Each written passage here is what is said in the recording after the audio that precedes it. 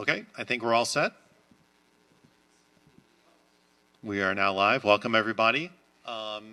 This is a special workshop of the Historic Preservation Board to talk about resiliency and adaptation guidelines for the city's historic districts. First, I'd like to thank, we have Commissioner Samuelin and Commissioner Gongora that are in the audience. I'm glad they could join us. We're also televised live, so everybody else will be able to see this.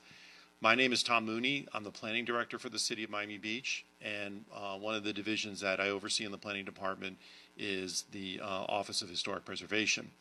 I wanted to give a few brief introductory remarks, and then I'm going to go ahead and turn it over to Allan Shulman, who's the lead consultant for this. This has been a very, very lengthy process.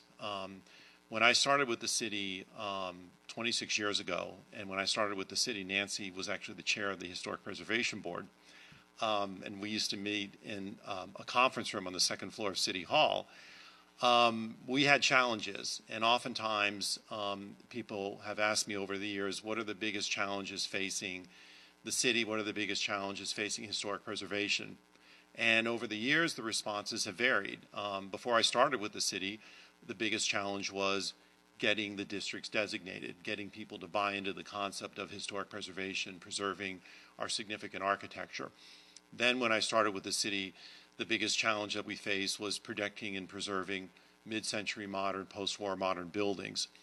Then the next big challenge was demolition by neglect. Now we're facing a challenge that I think collectively all of us are going to really have to put our heads together to address, and that's Mother Nature, sea level rise, climate change. And Susie Toriente, who's the Assistant City Manager that oversees planning and is the city's chief resiliency officer, when she started 4 years ago, one of the things that she challenged us to do was to begin to think about historic preservation moving well forward and how Historic Preservation Board is going to adapt to and survive climate change and sea level rise. And Debbie Tackett began to do a lot of research, and what we found was that very little was actually being done among coastal cities with significant historic districts, and we really did look high and low. We ultimately concluded that we were basically going to have to write the textbook on it, and we were going to have to come up with adaptation and resiliency guidelines that were very forward-thinking and cutting edge. And we went through a very lengthy RFP process, and we ended up choosing an outstanding firm headed by, the team's headed by Allan Shulman in his office, but it's a lot more than just the expertise of Allan and his firm. I'm going to let Allan go ahead and do the introductions, but I've had the opportunity to meet with a number of the team members, and they're experts in their fields, and it's a large number of fields. And Debbie and I actually did the first walkthrough with the team last February. We walked both the Collins Waterfront District and we walked the Flamingo Park area. And that walkthrough was very telling in terms of the challenges that the group was facing in terms of coming up with very cutting-edge guidelines. But it was also very heartwarming because of the level of expertise that we saw within this group. So this is something that I think is a culmination of a lot of effort. There's still more to be done. This is the first actual sort of unveiling of what we have come up with. We will be going back to the Historic Preservation Board on a more formal basis for a formal recommendation, and then hopefully we'll get the recommendation and the approval of the City Commission to move forward with these. So with that, I'll go ahead and turn it over to Allan Shulman, who will go ahead and make a presentation.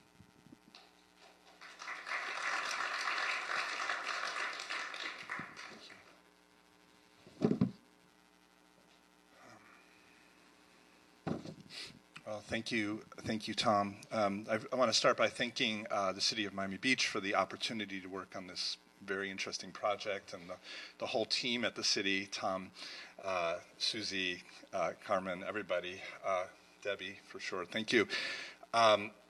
It's especially significant for me. I mean, I've spent like a lifetime here working both in research and also sort of working on the current layer of Miami Beach, and it's really extremely poignant to look forward into what Miami Beach will become in its next layers. And so that's one of the things I'd like to show you. So if we can go to the first slide.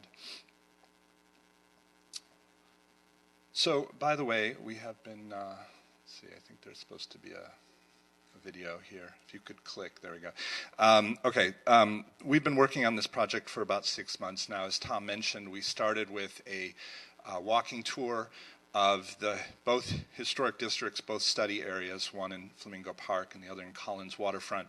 And in fact, on the day that we visited, there was some daytime flooding visible in the Collins Waterfront neighborhood, and so the problems immediately become apparent. But those of us who live here and work here, I think, are pretty familiar with the beginnings of the effects of water on our city. We developed an approach after about 2 months of studying the conditions, researching the background of Miami Beach, documenting things. We spent about another 2 months refining preliminary strategies, and then refining those even further to get to where we are here today. So this is really our first public presentation. The development has been iterative. We've shared this project at various stages with many others, including the State Historic Preservation Office, with FEMA, with MDPL, with others in the Miami community and in the academic community in Miami. And before I go further, I'd just like to introduce the team. We have, if you could advance to the next, or maybe I have the control here. Sorry. Let me try this. Okay. So my firm, Shulman and Associates, is the prime consultant. We're working with ARIP's New York office. Vincent Lee is here from ARIP. Maybe just raise your hand. And D-Land Studio is a New York-based landscape architecture firm. Krista Benson from D-Land. Youssef Hashem, engineer. You're probably all familiar with Youssef. And Taylor Scheuerman and Harvey Sasso from Coastal Engineers, and Stephen Hawk from S.J. Hawk Builders, who's an expert in building moving and building raising. Let's see. So the overall book is actually, we've been working on, and this is a draft still, but it's about 350 pages. So I'm not going to take you through everything today, and I will try to move relatively quickly. It's a study about the historic districts in Miami Beach, and 2 study areas in particular. And it will look at how these districts will adapt to water due to sea level rise. And it's really intended to provide a vision. And of course, we know that our ideas about sea level rise will probably change over time, but I think it's important to have a vision that we can move towards as we, for instance, consider zoning changes, changes in standards, that sort of thing. Sorry. This is our table of contents. I don't know if you can read this, but we have about 6 main chapters. We begin with an overview with general recommendations. We have 10 general recommendations, which I will take you through. We have kind of a vision statement. We then have a section called Quantifying Water, where we explore, based on latest predictions, latest sea level rise predictions, what type of water we should be expecting in 2040, in 2060, and 2080. And I'll explain why we actually chose 2080 as an important sort of go-to date for our thinking forward about this. We have a section on current conditions, because Miami Beach is a city that is very distinct, has its own culture, and although there are many important things to learn from adaptation, resiliency efforts worldwide, I think we can all agree that whatever develops here is going to have to be something specifically designed for Miami Beach. Our conditions, our city is just a different urban and architectural mix than any other place I can think of. We have a section on best practices where we do look around the globe for ideas that might be relevant to our experience here in Miami Beach. We have a section on resiliency approaches and strategies. This is really the meat of the vision, looking forward into what could happen going forward. And there's 2 major parts of that. One is mid and long-term adaptation strategies. This is really looking out to 2080. And the other is cost and incentivization. And I'll explain that in a moment. And then we have a section called Resiliency Guidelines at the end, which is a typological guide to incremental steps that can be taken in any building to improve its resilience. The two study areas that we are looking at are the west end of the Flamingo Park area and the west end of Collins Waterfront Historic District. So we're talking about, in Flamingo Park District, a sub-district of about 500 buildings. I think it's 471. And in Collins Waterfront, about 100 buildings. These are the buildings west of Collins Avenue, and these are the most likely to flood. These are in the lowest lying areas in South Beach. I think, we can say that inherently preservation is a local issue. There are certain national standards that may be adhered to and that may be relevant for federal projects, for instance. But I think preservation is inherently local. And we've come at this from a distinctly local perspective. So we're looking at the specific fabric of the city of Miami Beach and how to preserve that. And I think, personally, I've developed some thinking about this type of city, which emphasizes the layering of the city. We have a city that has been designed over many years, many iterations, starting with the construction of the city itself, the construction of the landmass on which the city starts. And I have a short visualization of that. But over the next 60 years, and this is a primary statement and finding of this report, most buildings in the historic district study areas will need to be substantially rehabilitated or reconstructed to provide necessary resilience to rising waters. I believe this as an architect. I think the ground floors of most buildings in these districts are below the king tide levels that we can expect over the next 40, 60 years. And so this is going to be a major work. I think this is perhaps what everybody thinks or may assume will happen, but I think it's truly going to happen. And so the question becomes, how are we going to do this?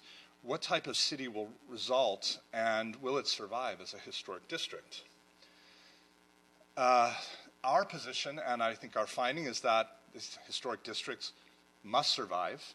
They must evolve to survive, and that preservation can be redeployed as an adaptive tool. In other words, preservation may be one of the most important tools that we have. In order to do this, we have to reconsider the codes and preservation standards of the city and create mechanisms that will allow an innovative and adaptive new layer of urban fabric to grow from within the historic fabric. So in a sense, what we're saying is we have to grow out of the predicament.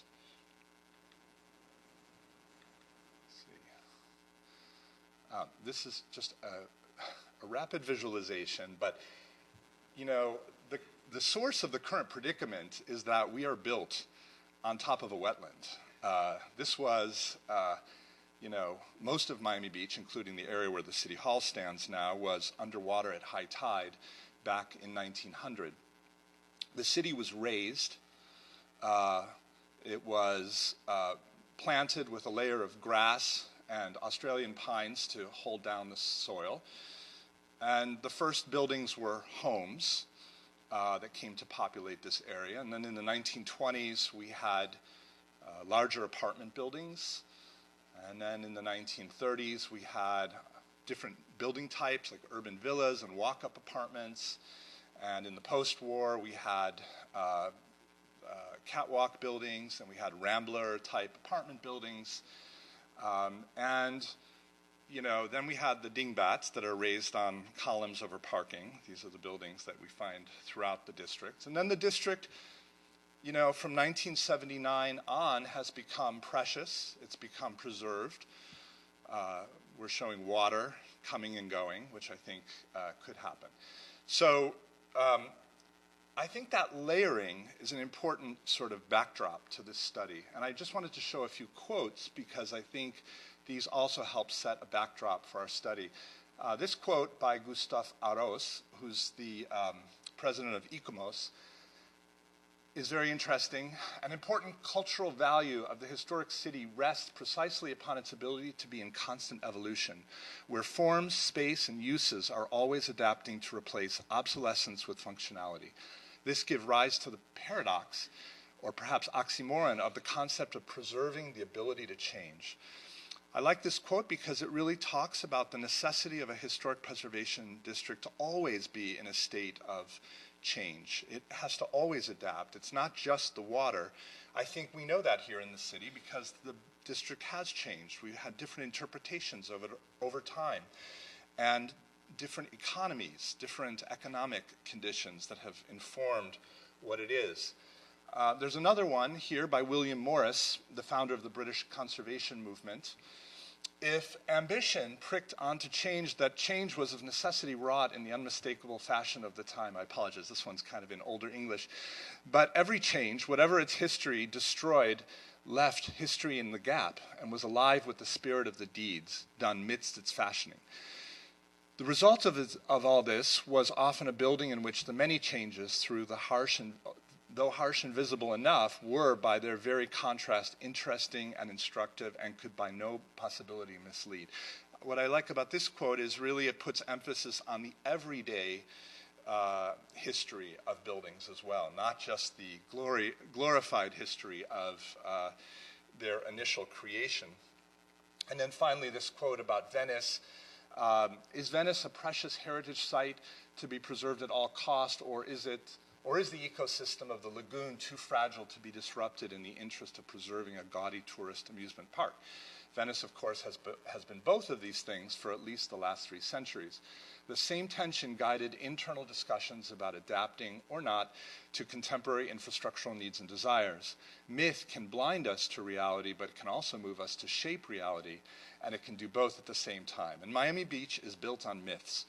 But these are myths that have shaped the city that we have, and it's a great city, so we should also look forward to see how this city fashions itself. It has the ability to fashion itself. I think it just has to imagine the ways to do it. We developed 2 main strategies through this report, which you'll see developed further in a moment. One meta strategy is adapt in place, and the other one is raise.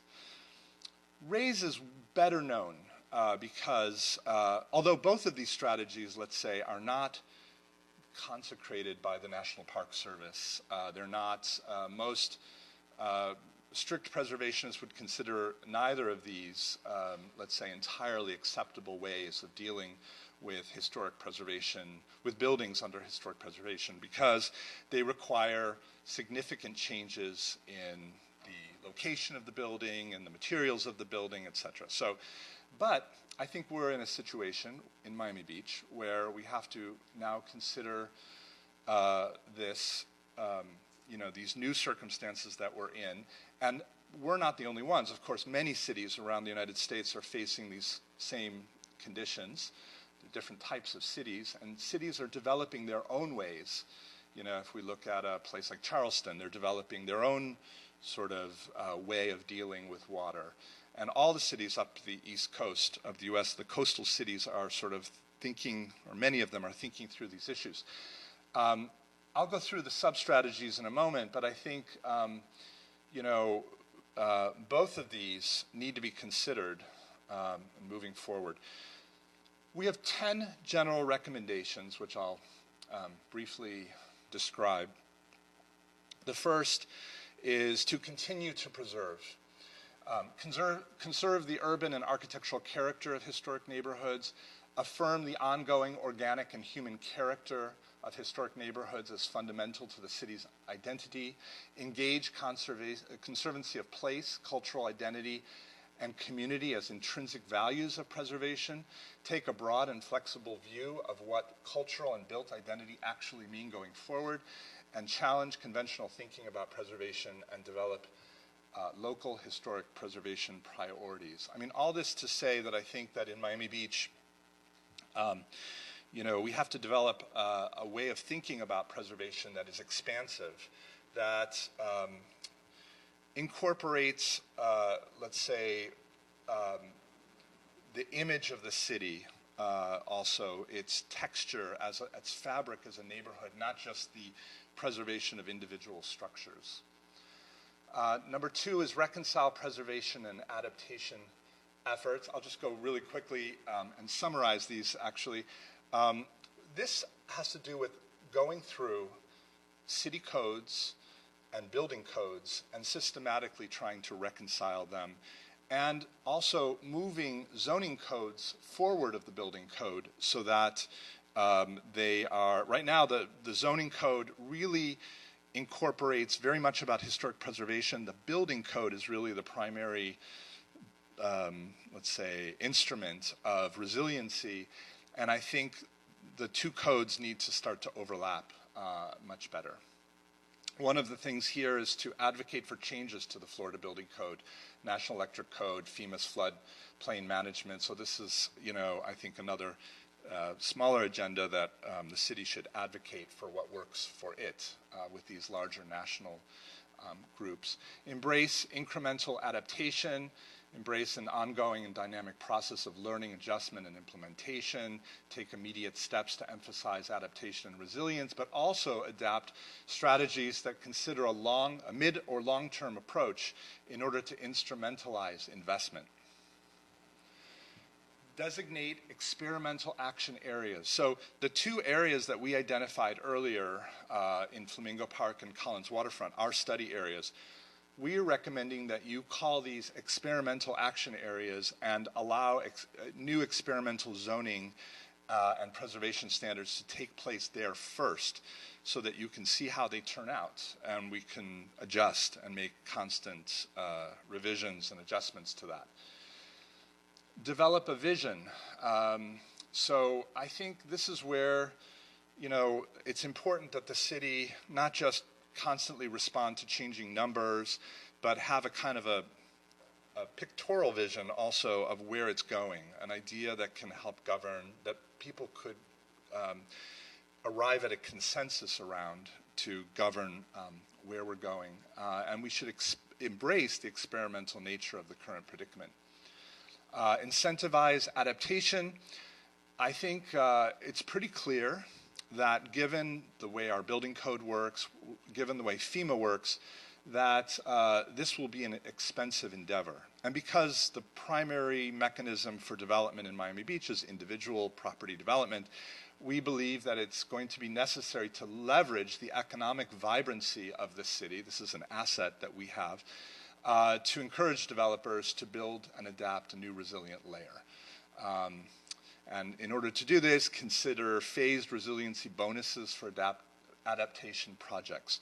So, we could conceive of multiple levels of adaptation and then incentivize them according to how far any particular project gets along the path.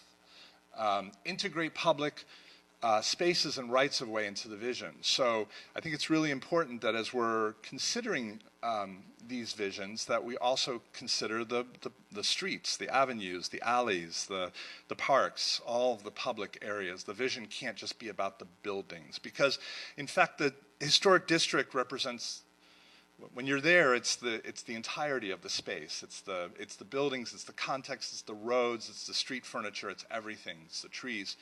So similar statement with regard to landscape. Landscape is part of the vision. Landscape also has the power to be ecologically functioning, to be a device of resiliency itself. Emphasize social equity. So again, I believe that this is going to be an expensive endeavor. It's going to take a generation or more. But Miami Beach is today an incredible resource of low-cost, affordable housing. How does the city maintain those populations that are living in those buildings in an era where people are going to be spending a lot of money to improve them, to rehabilitate them, to either raise them or adapt them in place? And I think this could also be done through incentivization. And then finally, celebrate the narrative of adaptation. Promote the city's evolving resilience as part of the story of Miami Beach. Emphasize that architectural changes to contributing buildings in order to enhance resilience should be legible and interpretable as a visible layer of the city's ongoing rich history.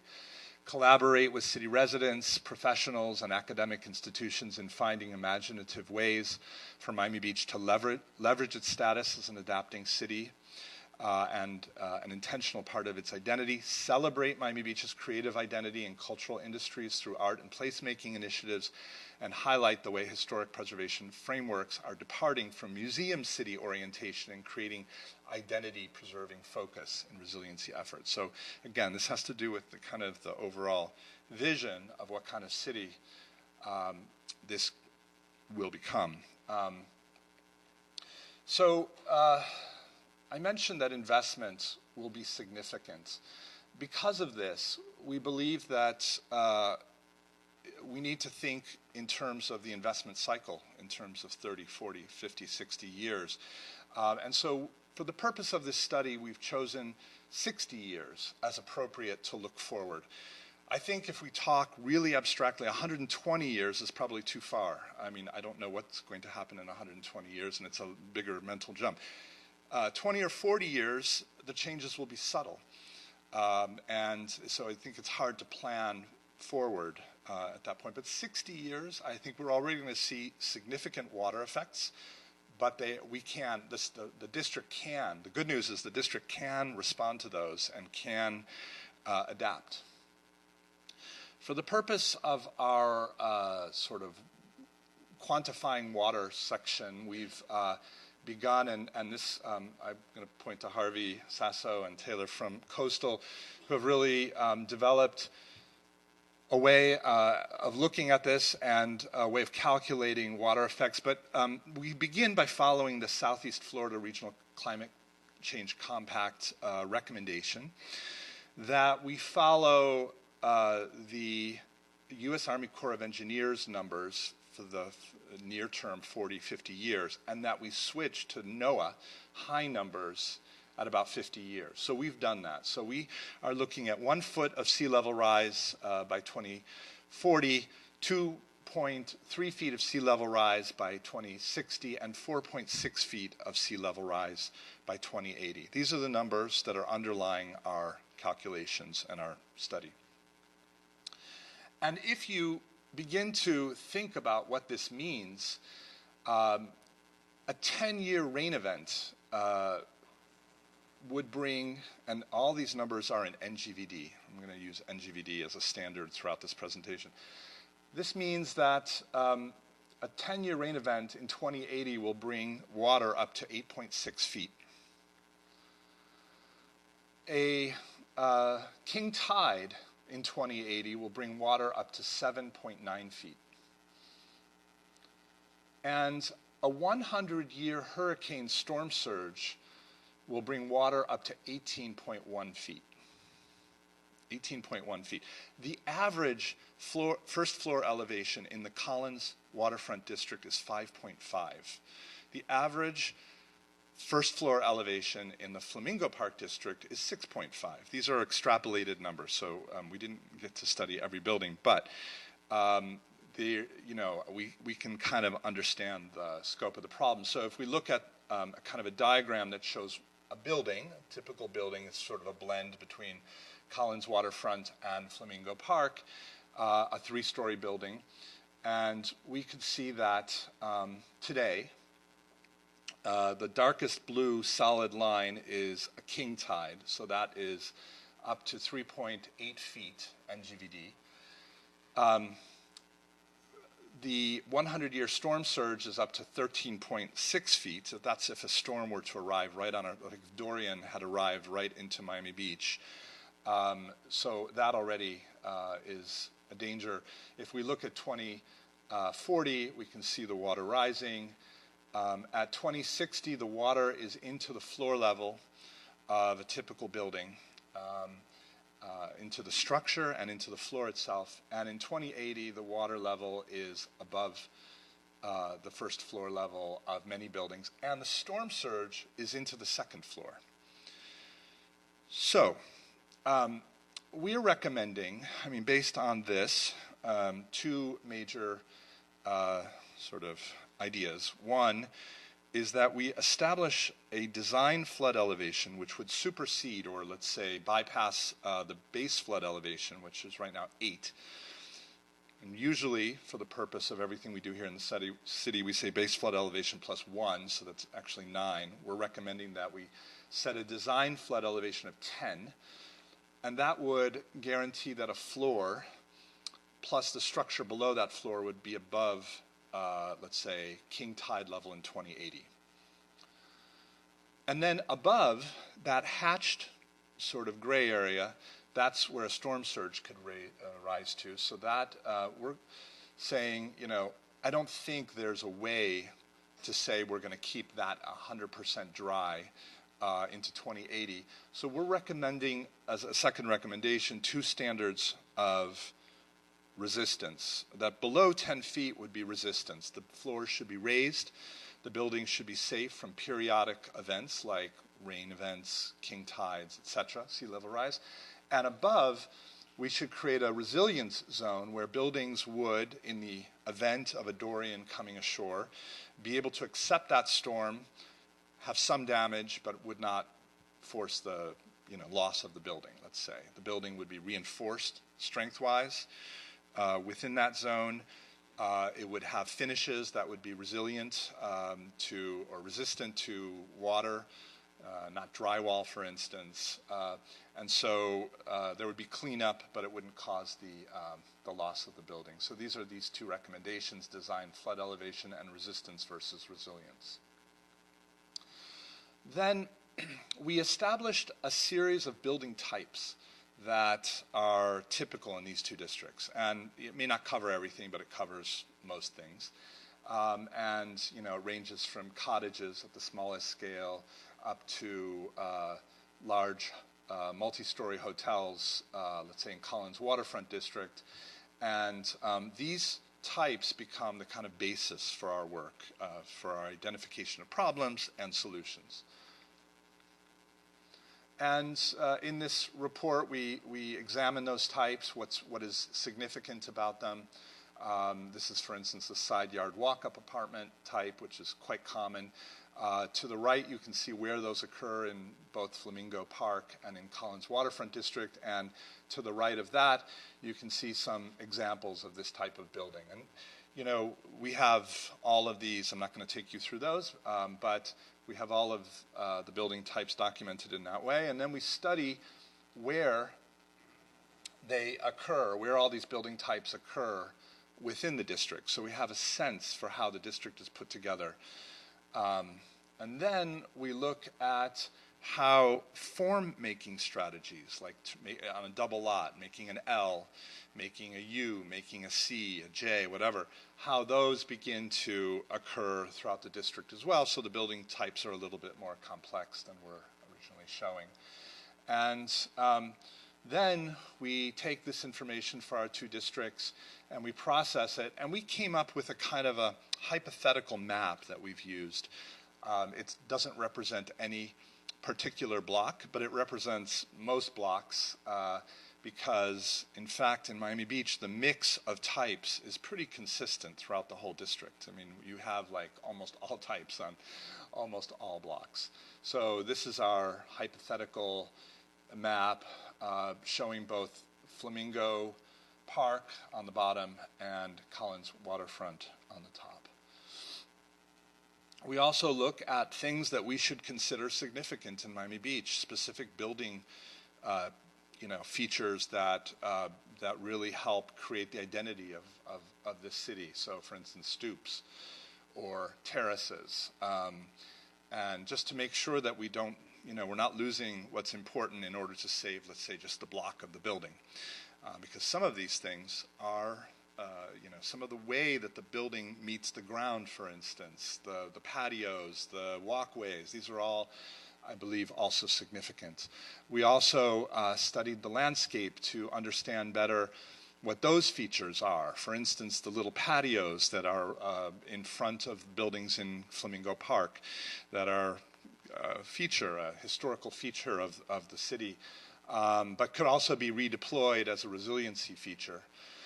Then we look at the two districts, street sections, to understand how the streets are put together.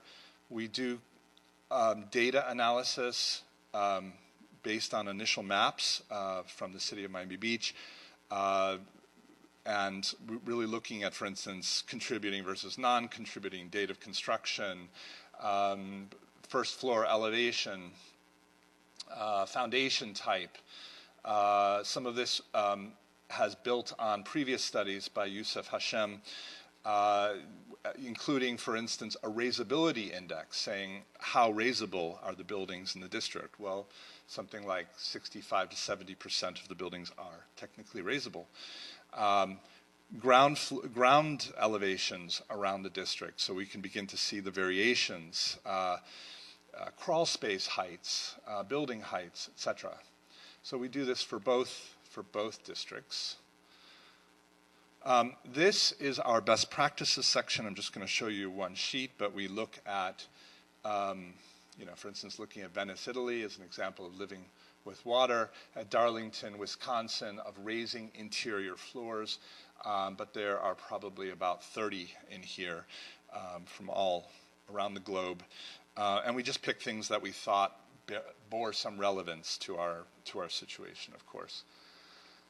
And then in the main chapter of this book, Resiliency Approaches and Strategies, we look at multiple levels of adaptation strategies. But the first one are the everyday things that can be done to make buildings more resilient, things that largely could be done today. I don't know if you can read those from where you are, but no, okay. But for instance, backflow prevention, mechanical system flood protection, putting mechanical units on the roof, raising utility connections, making sure that any utilities like water or gas that are below design flood elevation are water rated. Let's see, dry flood proofing, wet flood proofing, wind mitigation, the installation of impact windows, seepage and water proofing through the ground floor, flood-resistant building materials, ADA access features, rain gardens. So under green infrastructure, we have rain gardens, green roofs, sunken plazas and patios, permeable pavements, cisterns.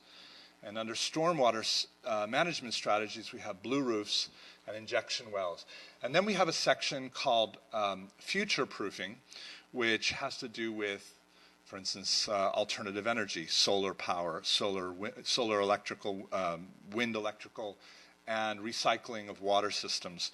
So, it is important when we think about resilience. I mean, I've lived in Miami Beach or in Miami for about 30 years. My home has never been destroyed, but I've lost electricity a lot.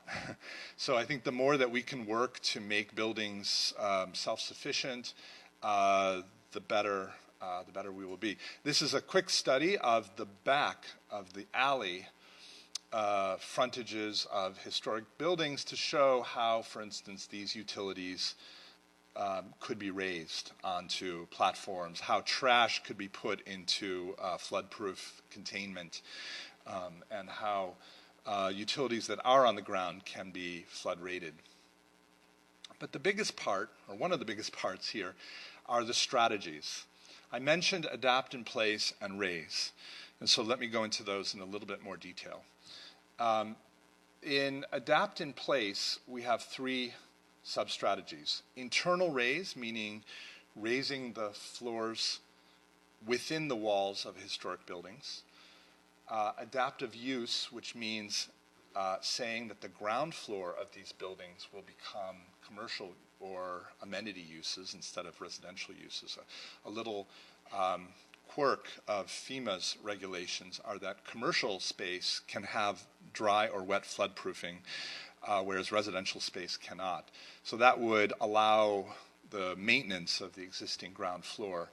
And I'll come back to that in a moment. And the third, which is a building in a building, which, and by the way, I think we have experience with all of these in Miami Beach. These are actually in our DNA already in the city. They just haven't been deployed in this way.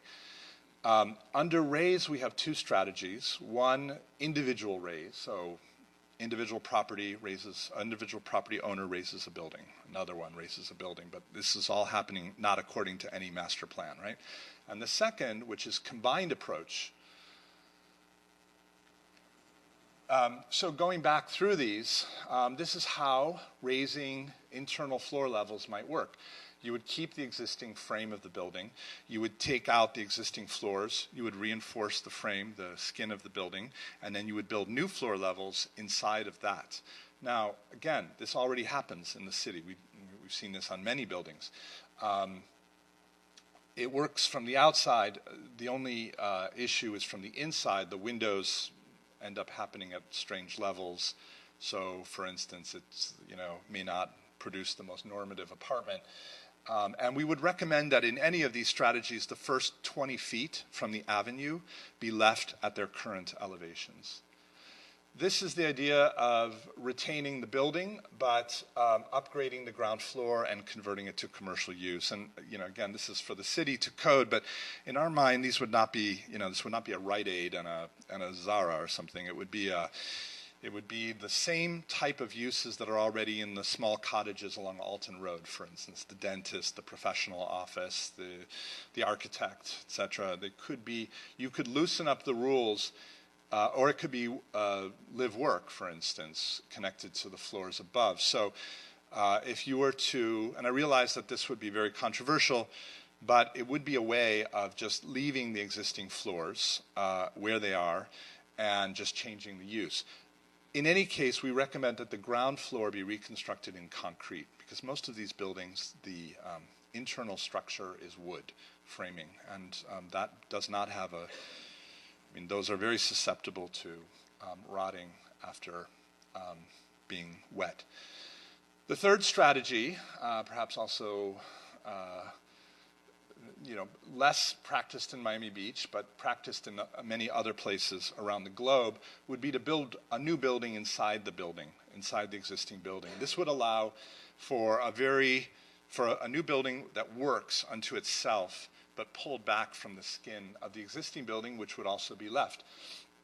So, and again, this would be behind the first 20 feet from the avenue, but this would allow for very good new apartments, let's say, to be created within the envelope of the existing building. In terms of raising, individual raising, one of the things we wanted to point out in this sketch is that since most buildings in South Beach, or probably the majority, the plurality of buildings, are side-loaded, meaning they're accessed from the two sides of the building, and since those side yards are only 5 feet or 10 feet, you would have to probably also raise the side yards. So we're showing additional retaining walls to bring those side yards up to allow the existing stoops and planters and everything else that negotiate how the building meets the ground, to allow those to be preserved. Of course, if you raise everything all at once, you don't have this problem. If you could raise an entire block in a single go, then all the buildings would maintain their relationships between them, even if they're all some feet higher. We don't know what the mechanism of allowing this to happen would be. I think this could happen in some places, but I'm not sure if in the U.S., let's say the resources would be there to promote an entire block or to require all property owners to raise, but we show it as an option.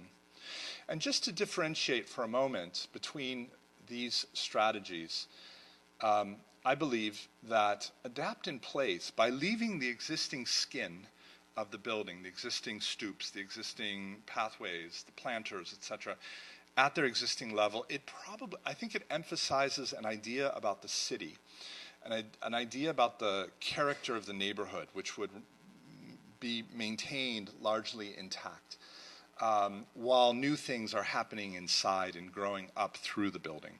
Whereas with raise, I think it it emphasizes the preservation of the individual structures as they are in a priority. So, you know, you come in underneath, you raise the building up, and largely it preserves all of its functions, its features within the building.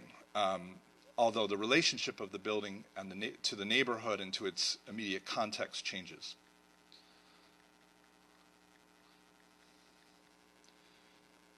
And just to give you a sense here, I didn't show what it would look like to do the adapt in place because it largely looks the same. You don't really notice anything.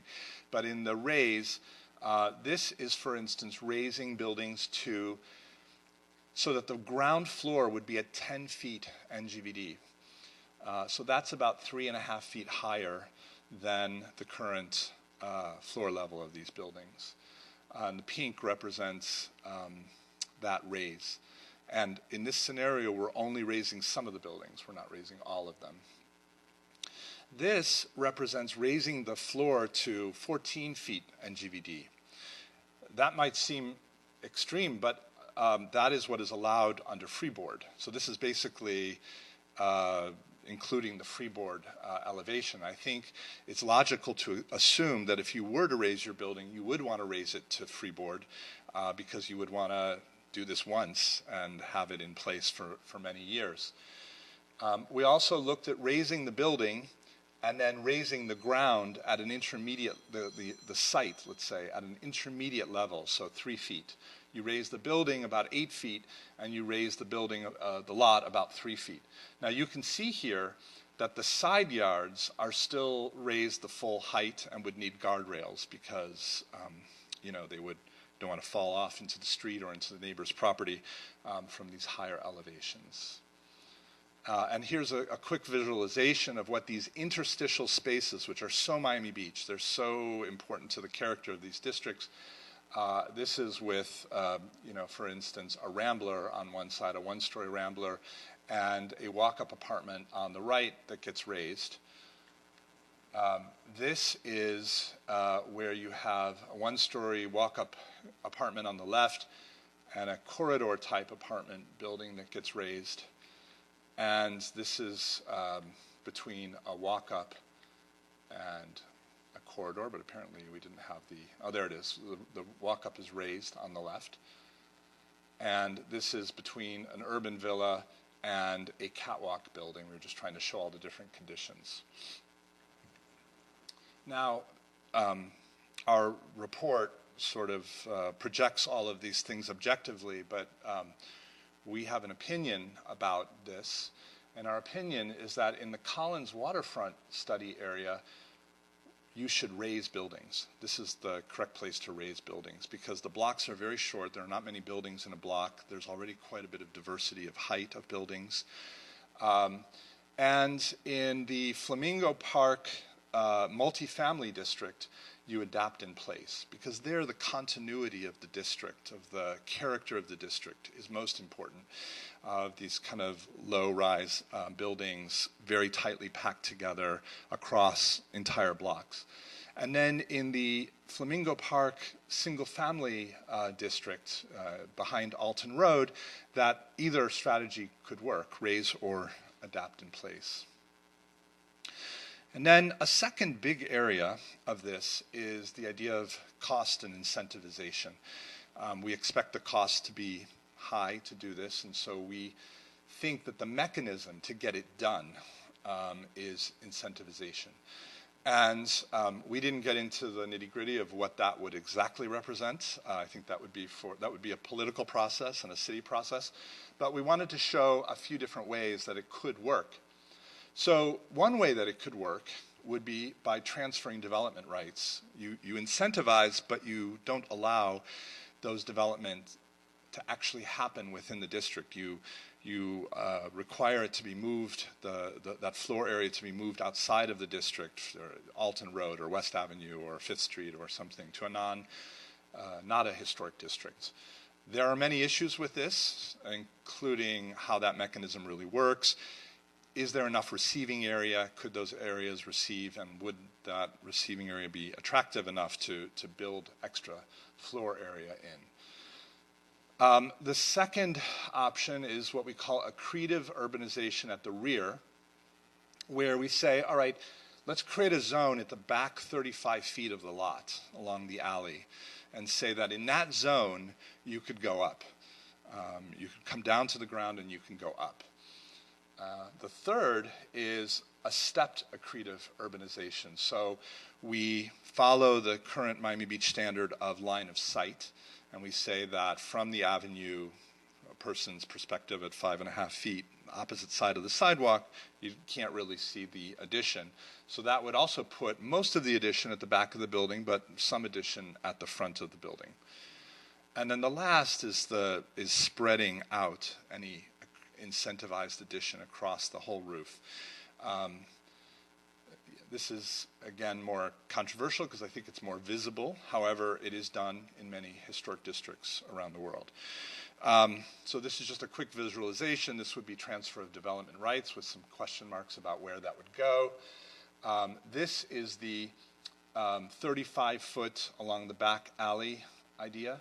So it would, interestingly, create a new urbanism in those alleys. It would allow the avenues to maintain their current character, but allow growth along that tertiary street that we call the alley, which could then come down to the ground and become quite an interesting pedestrian vehicular space on its own.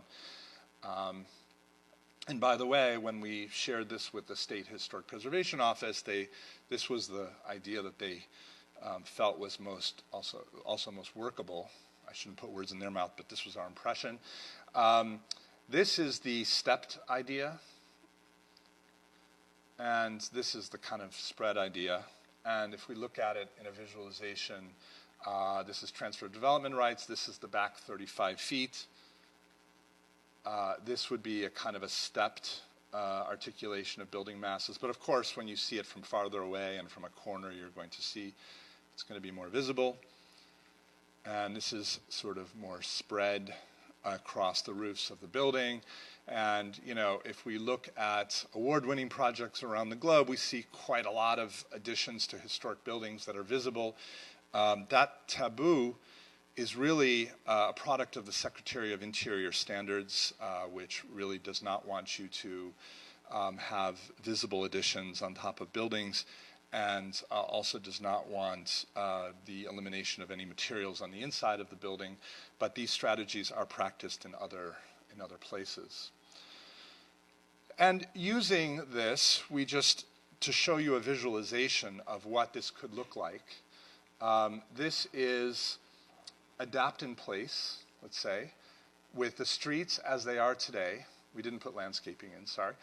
And what, for instance, these 35-foot rear zone additions could look like. We would recommend that they not occur on the street faces of the building, so not on the side streets, because the side streets, are right there where the pedestrians are. So it would be put back one lot, and that people with these corner lots could use transfer of development rights to transfer into the block. This is with a new proposed street design, which we will show you in a moment, which narrows the pavement in both directions, both along the avenues and along the streets, and which raises planters. And this is with the streets raised according to that system. They're raised 3 feet in that visualization. And this is going back. If we were to say, let's raise buildings and let's use the freeboard and raise them to 14 feet NGVD, this is what they would look like, and that's what the incentivization would look like. It's a little higher because the buildings are higher. It would only be done on, of course, fully adapted buildings. This is with new streetscapes, and this is with the streetscapes raised. And like a detail of what these things could look like. I feel that this type of allowing the city to grow up, especially in an area that doesn't challenge the primary reading of the historic district along the avenues and streets, allows the district to grow out of its predicament, to grow vertically in a way that creates new residential space that is adaptable, adapted to water, to wind, that would be future-proofed as well, and that would create a kind of an interesting new image. And I think in Miami Beach, in contrast to many other historic districts, that idea of a contemporary and evolving image is always there and is quite interesting, and I think people would expect it.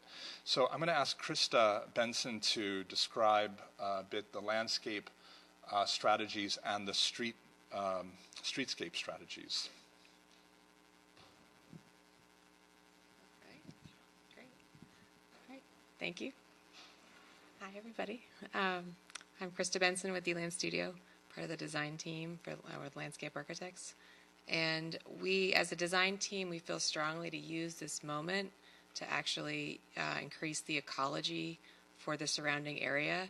And one thing that has come up in a lot of reports, and it's actually very prevalent, is the fact that the stormwater runoff for Miami Beach has a significant effect on the bay.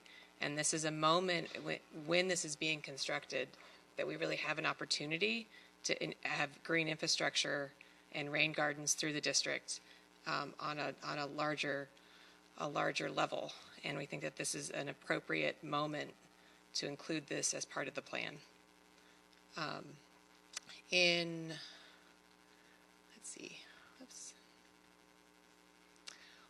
One of the things we've been looking at is appropriate plantings that can be used for private and city streets. And coastal ecosystems for plants are very adaptable for the type of, they're things that we would recommend for the district because they are both wind tolerant, they can take salt, they can take inundation, they're drought tolerant, they're native.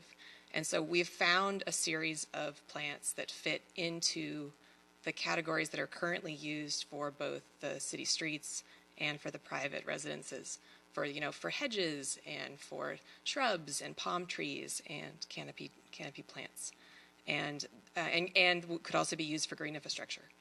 And so these are the things that you can recommend that you can do now and that can be planted into these spaces that make it so that the plantings are future-proofed for conditions. Including, there's lists of trees that should not be planted, that are not wind tolerant, that it should be. So one of the things that we did do is we came up with a list of references. So it's not that our list would necessarily be the list to be used, it's that there would be references that should be referenced in the future, including, actually the city has tree standards as one of these references. Looking in the same idea for private property owners.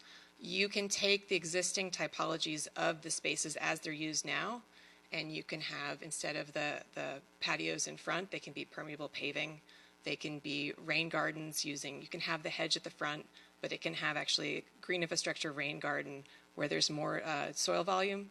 It's a different type of soil, and there's actually porosity in the soil to collect water for a period of time.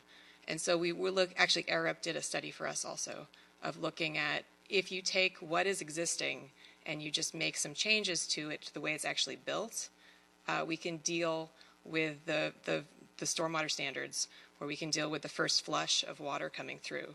And it actually eliminates a lot of pollution and contaminants and fertilizers and oils and heavy metals. And it actually makes for cleaner stormwater for all of Miami Beach.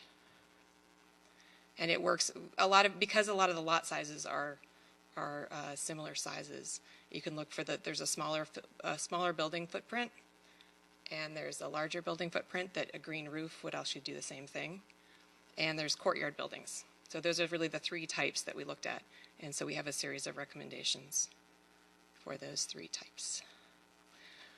Looking at the public right-of-way, one of the things that we thought was important is as we go towards the future, the city should have the ability to raise streets in a way that is decoupled from the landscape. And one of the ways of doing that would be to actually add in a series of planters that run along the streets, so that there would be you could have a change of elevation from what the street is versus what the sidewalk is. So you can have a continuous neighborhood character of the streets, and the city has the ability to raise the streets versus the private spaces at a different rate, that they're not coupled in time.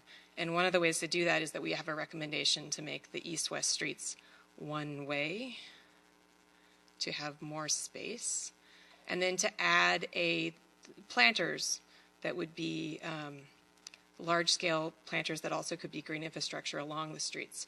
And one of the things in Flamingo Park, for instance, you have canopy trees on the avenues and you have palm trees on the streets.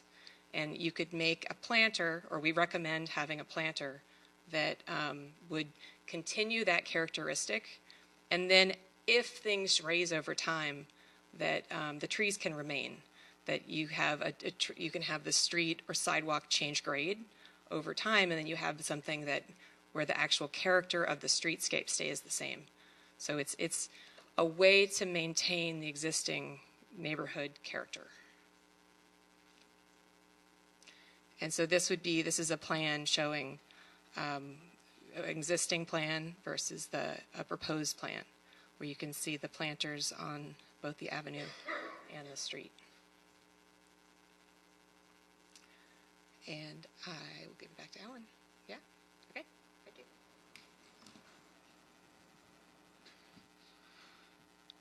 So this is a visualization of how raising the streets would work. This is between, so for instance, on the top is a raised strategy where the floors are raised to 14 feet NGVD, and the street is left at its current elevation, and on the bottom is showing the street raised also, and how the sidewalk can maintain a lower elevation than the street, as Krista was mentioning, because there would be a transition zone between them aligned with those planters. So the planters would allow you to step down, for instance, to the landscape.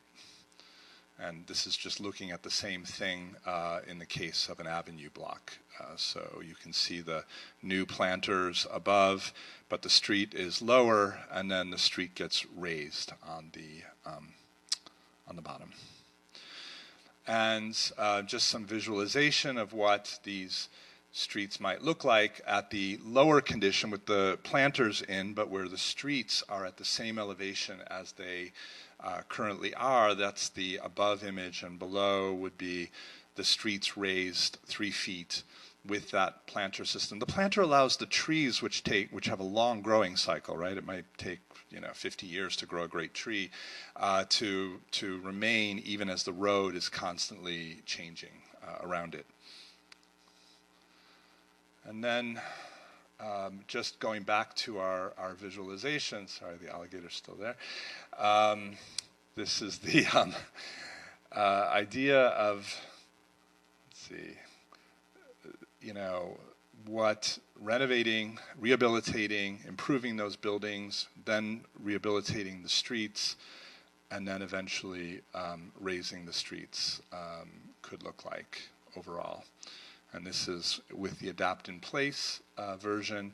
And then if we look at the same scenario with the raise, this is the cycle. So we're seeing the incentivized new additions come in at the back, landscaping, planters, and we're seeing the streets raised eventually as well.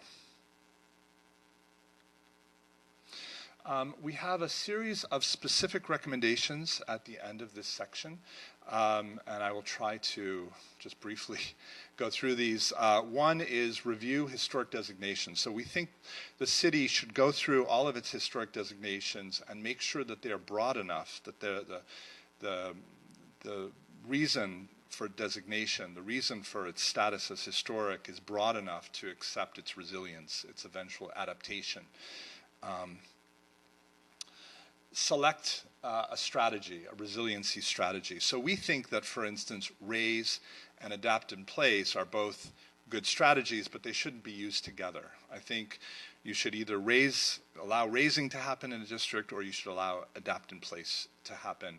But we don't think it should be mixed, because the historic districts depend on a kind of a general approach and a certain set of relationships that exist. And we think that if you try different strategies and different levels of raise, it's going to yield always incomplete historic district.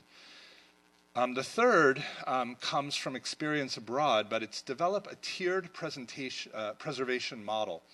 And the idea of a tiered preservation model, for instance, the one that's used in England, is to say that there are different levels of preservation that would be required for different building types, or different, not building types the way we've described them here, but for different categories of buildings. So for instance, the city of Miami Beach Post Office on 13th and Washington would require, with all of its public spaces and great materials and marbles and bronzes, that requires a different level of preservation than the small apartment buildings in the Flamingo Park study area of our district. So these could be categorized, and then more specific rules and standards of preservation could be applied within those standards. Now, I think one thing to make clear is that this should not be used to say that some buildings, modest buildings, should not be preserved. We think that the preservation of modest buildings is in fact the bedrock of these historic districts. It's what gives them their character. So we think that they always should be preserved. It's just the question of what level, what standard of preservation do you apply to it. I think the board does this all the time in practice, but this would, for instance, make our standards more particular about that and give more backup to the process. Developed a tiered approach to historic resources. So that's another look at the same problem. So for instance, some historic resources within a building, the main avenue or courtyard facades,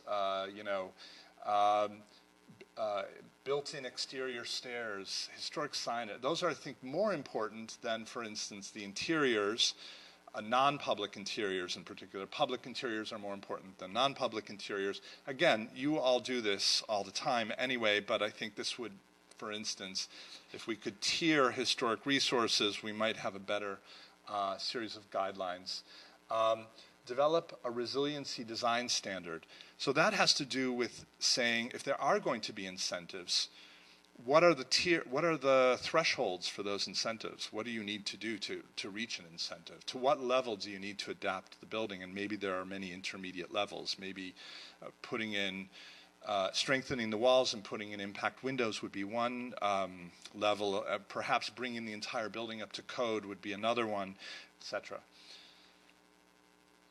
Reconceive historic preservation standards. So our historic preservation standards in the city of Miami Beach are very much based on the Secretary of Interior standards, which has been the bedrock of American preservation since the Historic Preservation Act of 1966. But I do believe that the preservation challenges in an age of necessary resilience mean that we need to adapt those standards and make them more localized.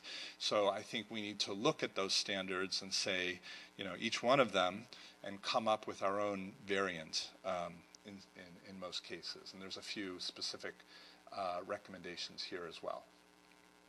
Promote incentives for adaptive rehabilitation. So this I've already described, but I think, again, there should be a series of incentives to leverage the power, the economic attraction and vibrancy of the city to push that resilience forward and to make sure that the city is ready for the next storm.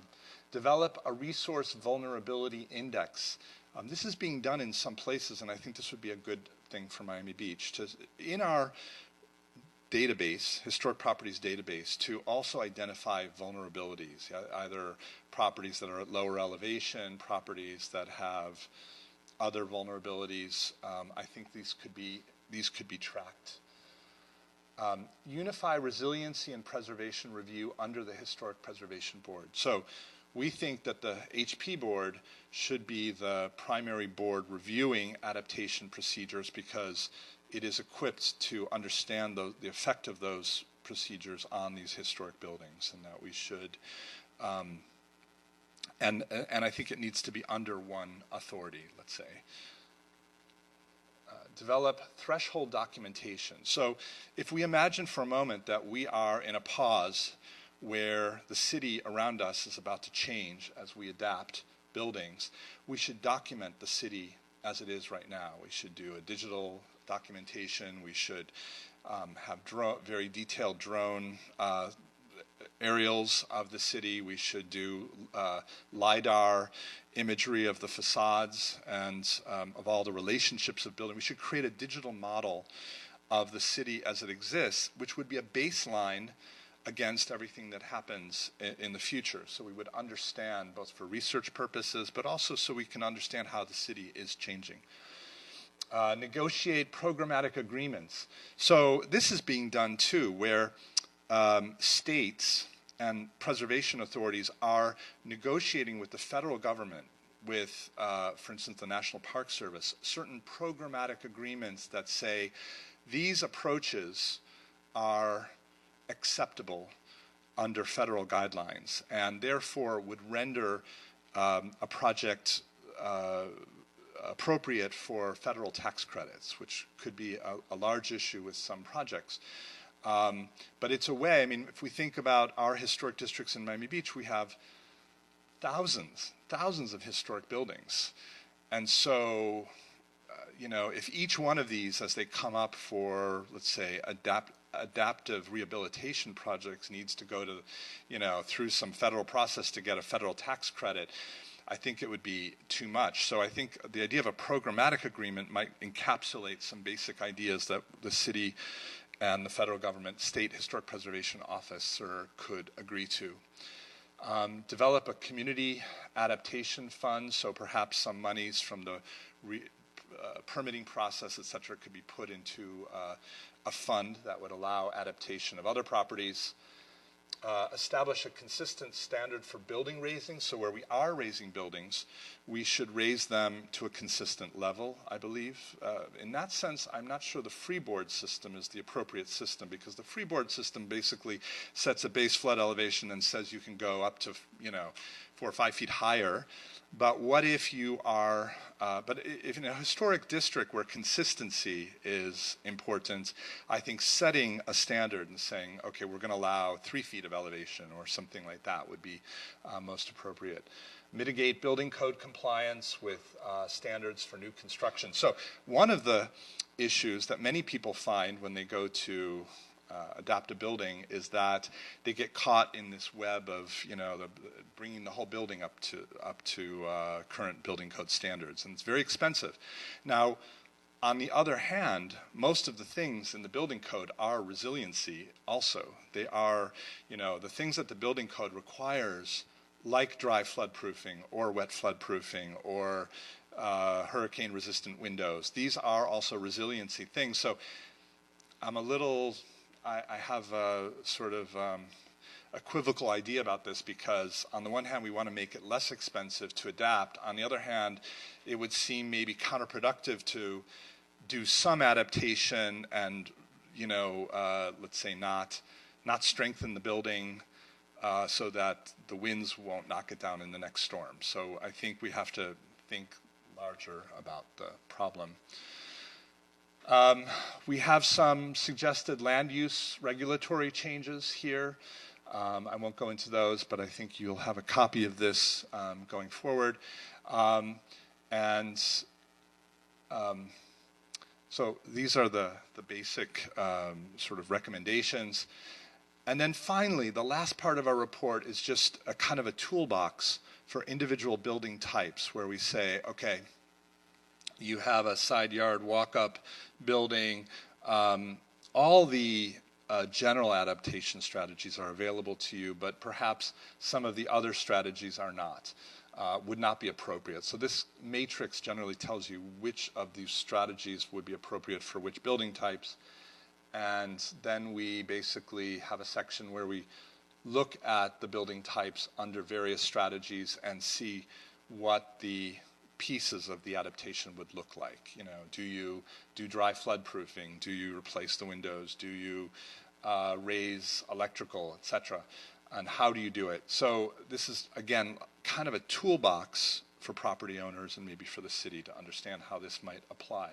So for instance, this could be done today. These are the elements of those strategies that can be done at this moment without great cost, take action now, but strategy 1A, which is raising floor levels within the building, might look something like this.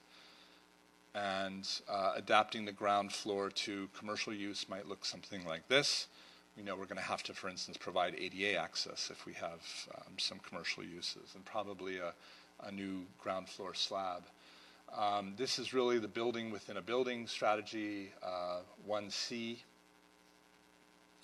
And I've just been showing you the walk-up type, for instance. This is one building type. And then 2A, what would have to happen here?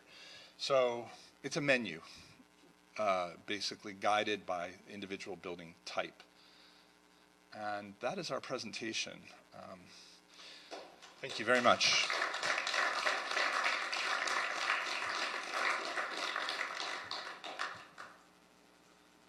Debbie, should I pass this?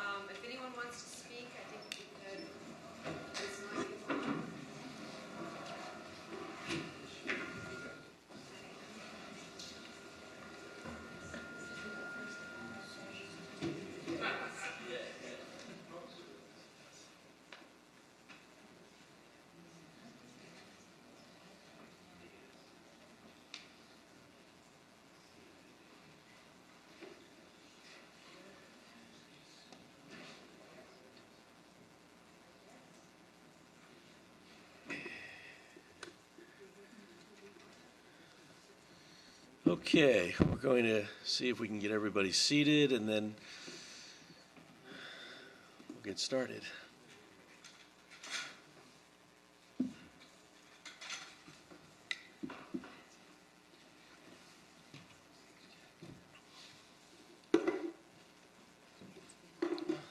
Thank you.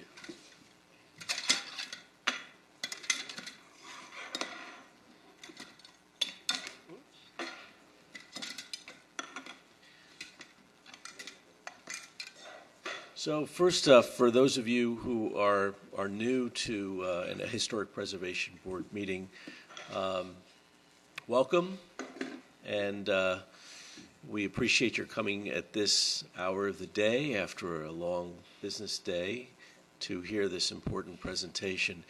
I also want to start off by saying thank you to Allan Shulman and your team for a very, what I would say is thorough and a very sensitive approach to a very complex and critical problem issue for us that we are all facing. So I thank you for that. I know this is going to be the beginning of a continuing dialogue in this forum as well as in the future within the city and community about how do we address this not only within the historic districts but also for the properties that are outside the historic districts that are equally affected by these conditions.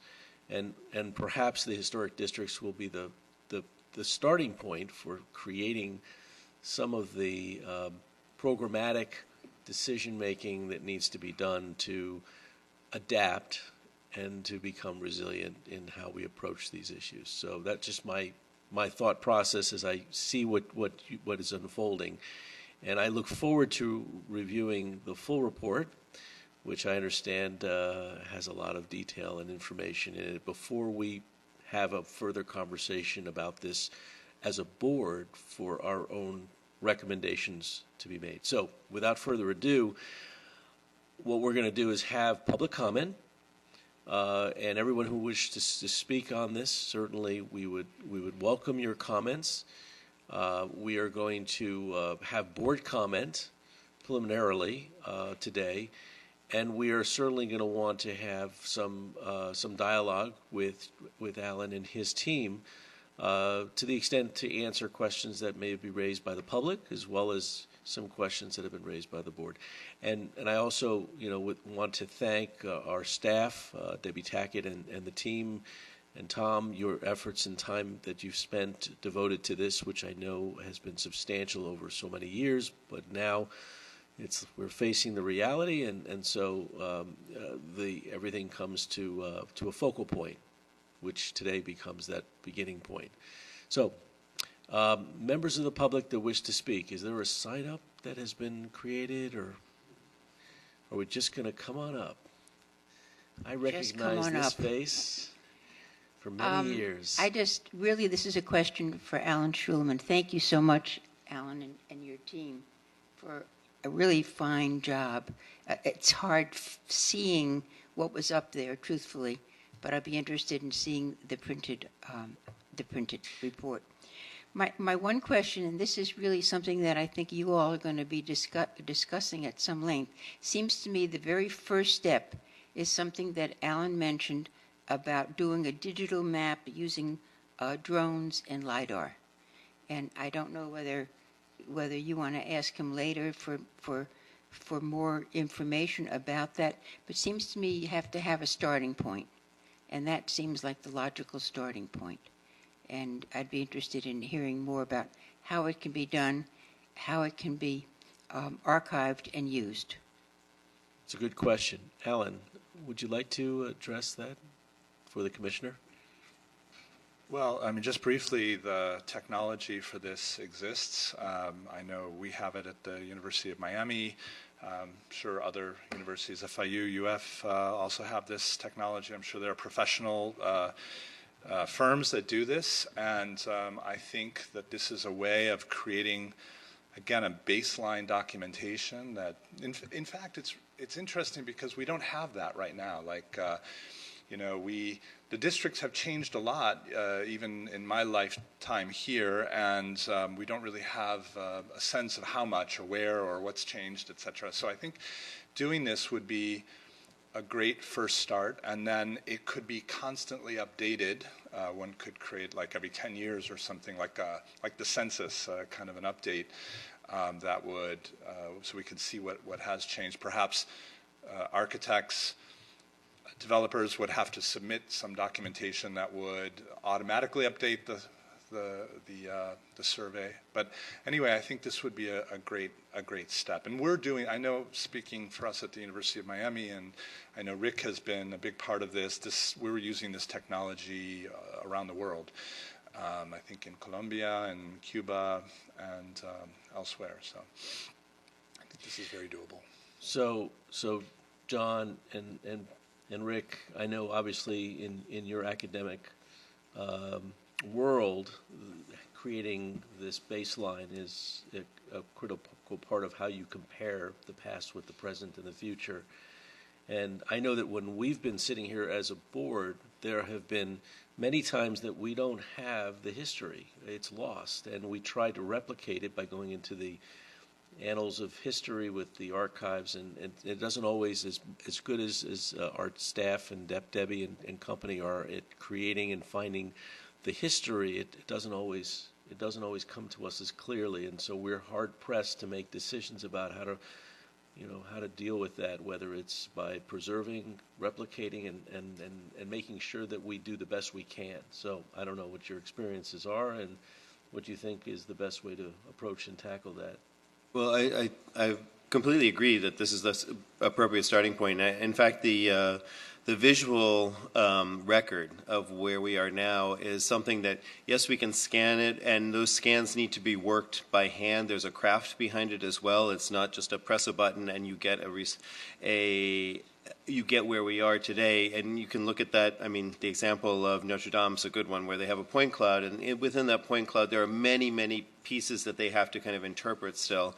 of the existing roof structure there. But I also think that there's an opportunity to bring together that data with data about the people who live there, the people who built the buildings, the dynamism of the properties that came to bear. And I really liked your video, the way you started off with where we were when these projects themselves, our historic buildings, were at one point radical departures from each one with its own kind of sense of hope for the future, its own sense of vision of what Miami Beach is going to be, whether it was going to be a city of bungalows, whether it's going to be a city of 1925, a city like Brooklyn, or whether it was going to be an Art Deco or later. So the idea that we capture that dynamism and use this moment to understand buildings not only physically but also socially and culturally, I think we're in a position now to be able to connect those dots through high-level data retrieval to help us make decisions about the future. And I think that's an exciting thing that you're helping us to understand. But I think the first thing people need to do is really say, what do I do with my building now? And then time is of the essence. When is it that I'll need to make a change? When do I need to know? Everybody needs to know. When do I start thinking about this? It's like, it's like when AARP sends you that card and you're like, what? I'm 50 already?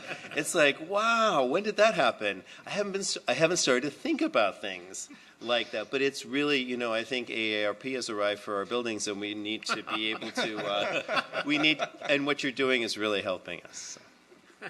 Thank you. If I may add, what's AARP? No, I'm just kidding. Exactly, my point. No, I think that yeah, I know. Expanding the ability of the Preservation Office here in Miami Beach and around the country to respond to these needs, I think to your point, not just to the physical condition of the building, but to the full history of the building. Preservation offices are still working with paper files, and the need to really digitize the entire archive, I think, is important. And pulling up a building card where you can see all of it in one place to facilitate their day-to-day work, and this is a kind of a call for expanding their budget, and their ability to serve the public.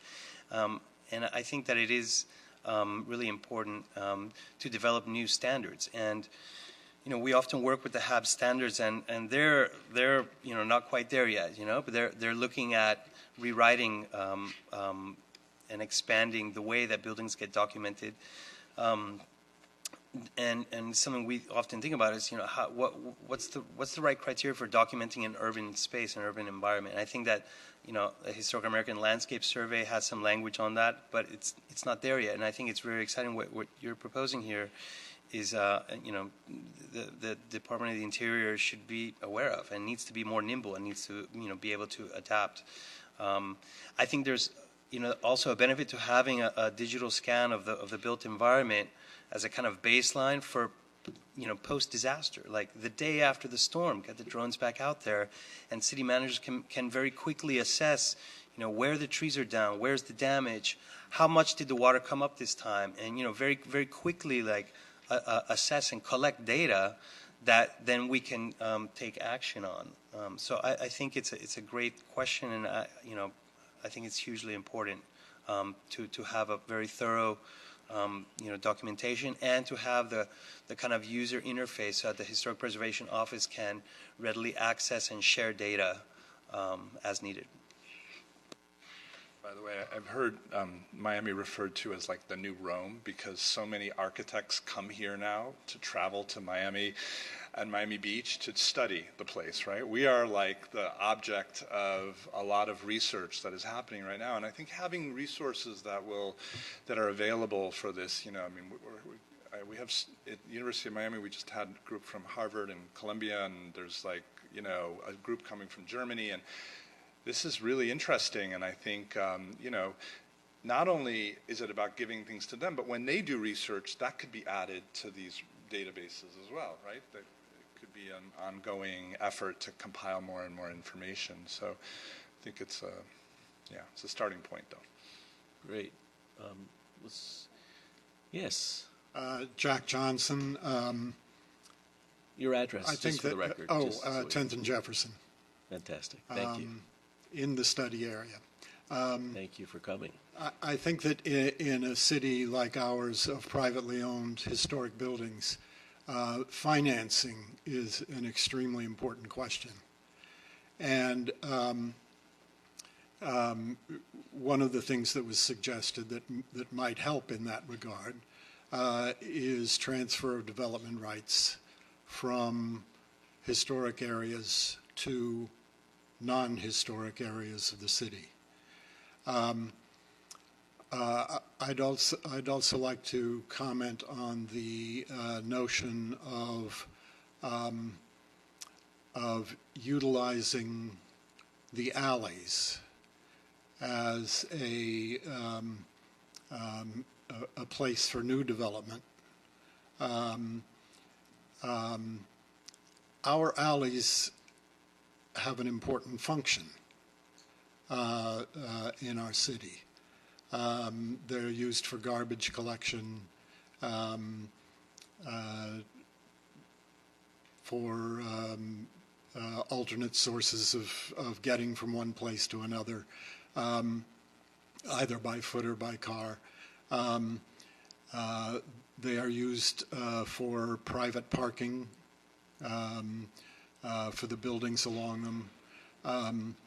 So I don't really know quite how that would work unless the new buildings were elevated above the existing alleys. But there also seems to me to be the possibility there of using those developments of new structures in alleys as a means of making available financing for the adaptation or raising of the adjacent historic buildings. That is to say, if the sale of land for a new development in an alley doesn't just go into the city's coffers, but is used to assist with the adaptation or raising of adjacent historic buildings, then I think the development of alleys could be not only a source of funding, but also a way to make the use of those alleys for new development more acceptable to the general public. Thank you. Thanks. Thank you. Nancy, did you want to comment?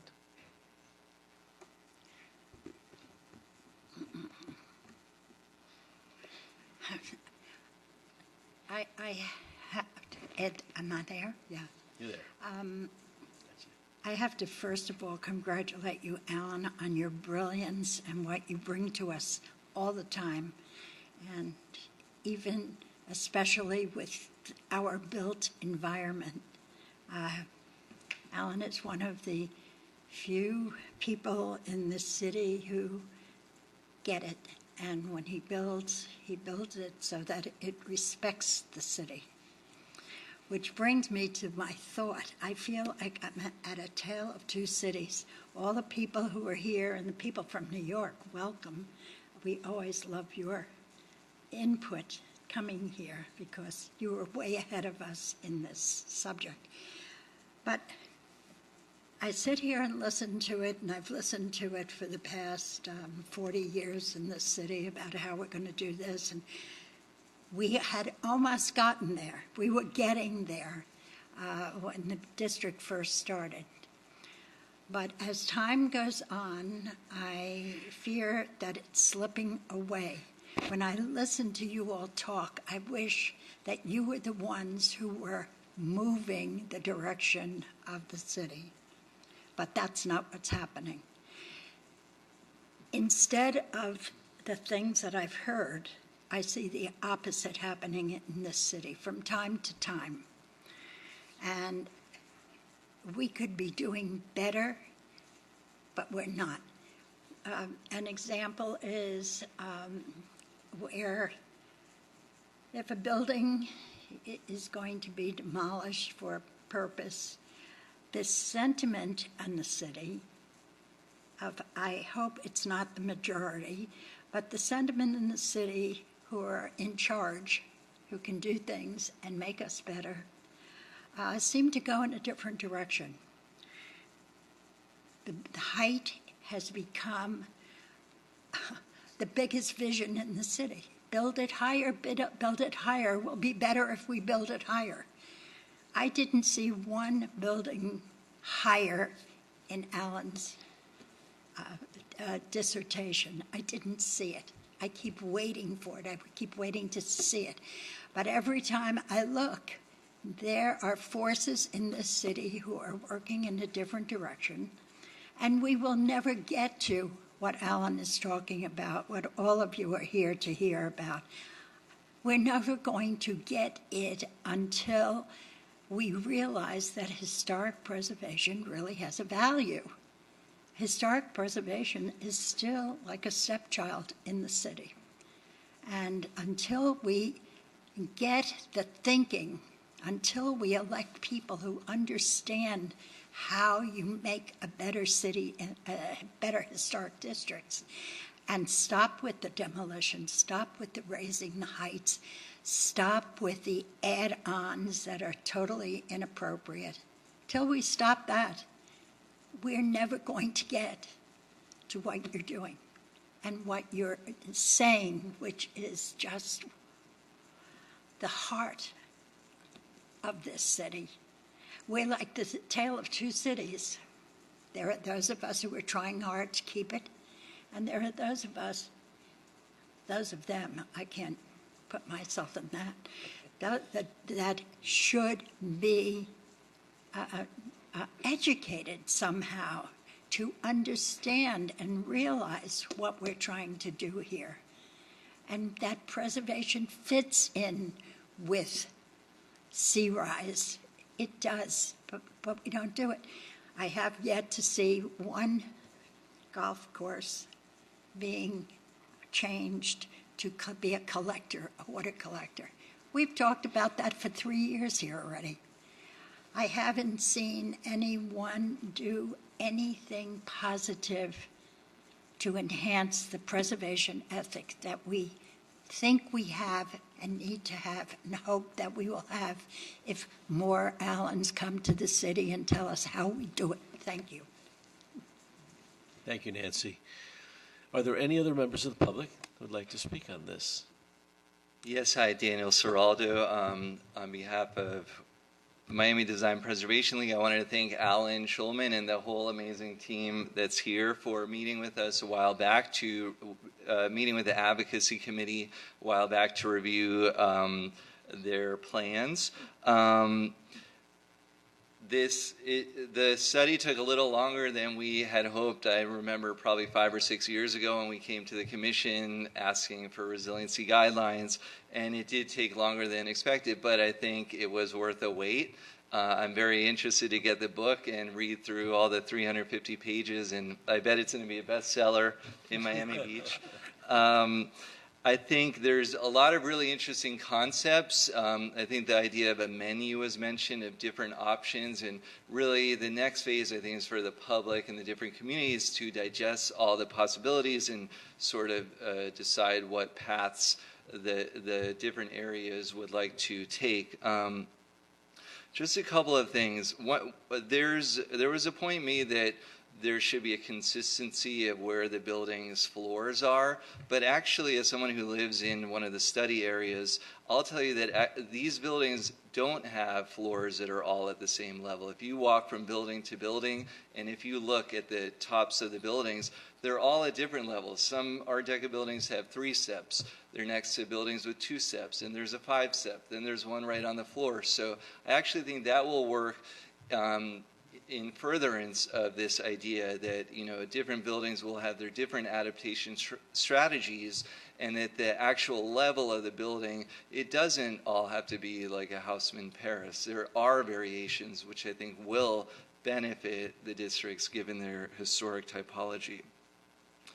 I also think that It was great. I love the Youssef Hakem Raisability Index. I remember 10 years ago coming here and being laughed out of the room with the idea that you could raise a building. It's nice to know now with the research that 65 to 70% of these buildings can be raised. But of course, there are socioeconomic questions which probably merit their own book. Maybe it'll be an addendum to this one about, what would be the impacts to the neighborhood on any of these resiliency and redevelopment projects. I also think that we really need to look at not just modeling of LIDAR, but storm surge modeling, because Miami Beach has a very unique typology. We have also unique continental shelf off of the coast, and we really need to look at, if a Dorian came directly, what would the storm surge be? Because I'm not sure if we have total clarity on that. And then finally, I would love as a next step that we look at some design guidelines for adapting buildings that don't yet include the extra FAR, because we know that that's more of a political down the road question. But I know just hearing about hurricane ravaged municipalities, when there's a flood, often building owners want to elevate. So I think that, maybe we could hire this group to do further studies just about the guidelines of how the buildings meet the street. And we saw some good examples there that had the FAR on it, but I think probably the next step, since FAR requires a referendum, we probably want to just look first at, if an owner wants to just lift their building, how would that look? But I think, this is on the right track, and I just want to thank the whole team and all of you, and looking forward to the next, 60 years. Thank you. Thank you, Daniel. Appreciate that. Any other members of the public that wish to speak on this? Seeing as there are none, I'm going to take it to the board. Some of us have already made some initial comments, but are there any additional comments? Scott? Say a few words. Allan, thanks for the presentation. Obviously, this is something that the city is going to be studying for a long time, and we have been actually for quite a while now. I just have two critiques of the presentation. One, when we talked about incentives, it's easy to say that, well, we want someone to adapt their building for sea level rise, and we're going to say, well, they can add on a story, and you explain how it can be spread out and that kind of stuff. And you need to keep in mind that a lot of the buildings, especially in the Flamingo Park neighborhood, are smaller apartment buildings. Maybe they're condo buildings, maybe they're buildings owned by a single person who don't have the financial wherewithal to say, well, I'm going to adapt my building, and I can add on an extra floor, and that'll give me more income to pay for it. It's just not doesn't seem that feasible.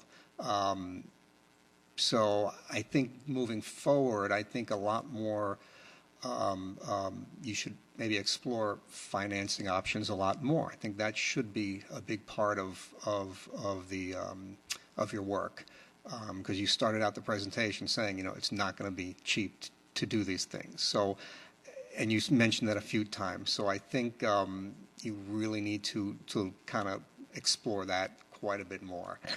The other thing was you had mentioned that, you were looking at the Collins Avenue area and saying, well, that neighborhood should be, we think to keep the consistency, we think buildings should be raised in that neighborhood, whereas Flamingo Park, they shouldn't be. They should be adapted, I guess, in place. It's something that it sounds good, and it's a good idea to try to keep the consistency of the neighborhood, but then you may sort of dissuade somebody from possibly trying to adapt their building. Let's say in the Collins Avenue area, you may have a property owner that says, well, I don't know, I won the lottery or something, and I want to invest some money in my building to make it more resilient, but I can't raise it. That's a fortune, but I'm going to put in new windows. Maybe I'll lift the ground floor and do those kind of things. So, I don't think even though the concept is good to try to keep the consistency of the neighborhood, I don't think what's good for one person, one area, may be not good for someone else. So I just think we need to stay sort of more open-minded with that. I'm sure with a lot of the things you're looking at, there are ways to possibly do both types of resiliency, raising and adapting in place, and keeping the character of the neighborhood in place. So those are my two critiques. Okay, Scott, did you want to comment to some of that, Alan? Can I just say a quick? Sure. I think the issue of how this is financed is a huge issue. Like, that's a whole other study, and actually we've been talking about it amongst ourselves, and we think that's an important follow-up, would be to do both a cost-benefit of various strategies to understand more precisely how the numbers really add up, because the issues with rehabilitating a building or raising them are very complex. They're not easy.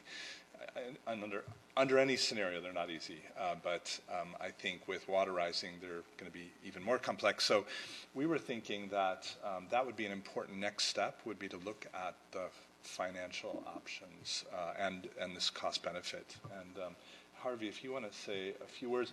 Also, I wanted to say that Arup has helped prepare some preliminary budget estimates for each of these options. So we have some costing. It's preliminary, and I think we want the chance to refine it a little bit and figure out how to deliver that information. But surprisingly, the cost difference between the two is not so important. I think it's more of a decision, let's say a strategic decision, which way you go with those things.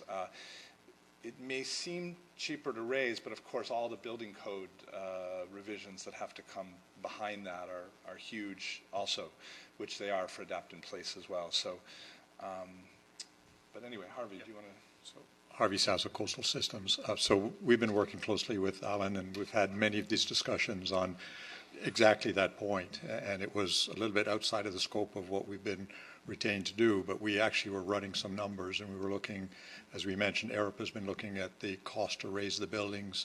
We've been looking at the actual cost of damage. And then coming back to the comment on the database, in addition to the characteristics of the building, we were also looking at the feasibility of then understanding the character of the building, the contents of the building, the specific floor elevations of the building, so we can then start coming up with a damage coefficient, which, by the way, as we start looking forward, these damage calibration factors change. As you have a storm, you then have to start, measuring the damage and then calibrating the model. So it's an ongoing effort.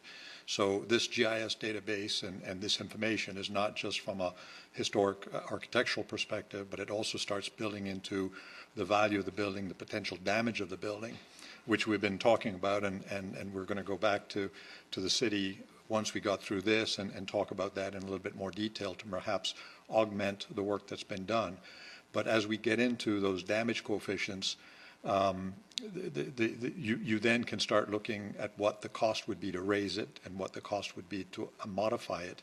And to the little guy that can't afford it, we also have to start thinking about insurance, because maybe there's some community-based insurance that you need to start looking at, where if you can start to mitigate future damage, then maybe there's some opportunity to put in place some financial instruments whereby you could actually make available to the little guy the opportunity to invest, because by investing, he's also mitigating the damage and improving the opportunity to he effectively is paying for the mitigation, as opposed to it being a government-funded effort, which is, as Allan said, just too expensive. So I think that there's another level of understanding the facts, understanding the potential damage, understanding the cost of improvement, and that's when you can then start putting a better number to the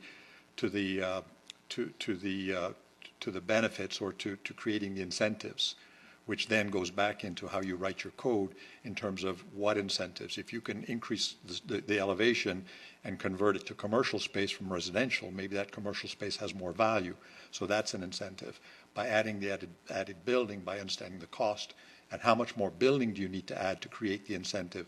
So that's really the next level of trying to answer your question and refine some of the issues as to how does a little guy do it.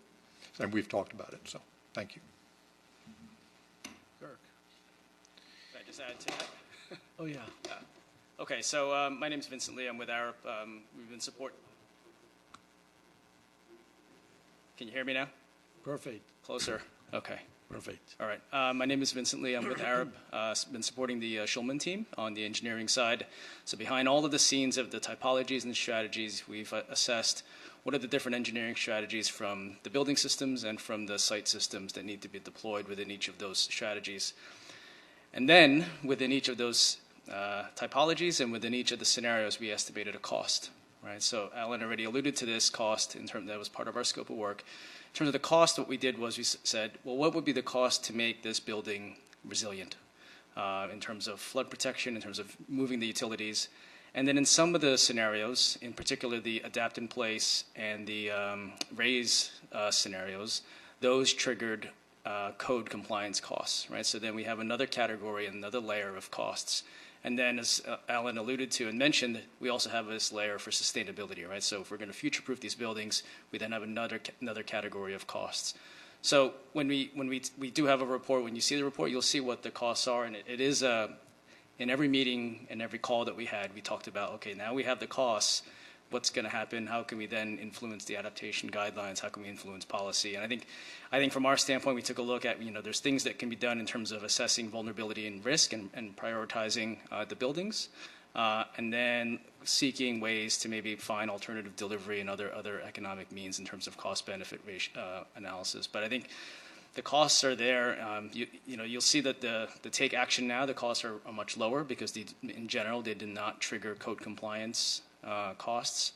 So you'll see some of the differences that are in that report, but that information will be available for you. Thank you. Kirk.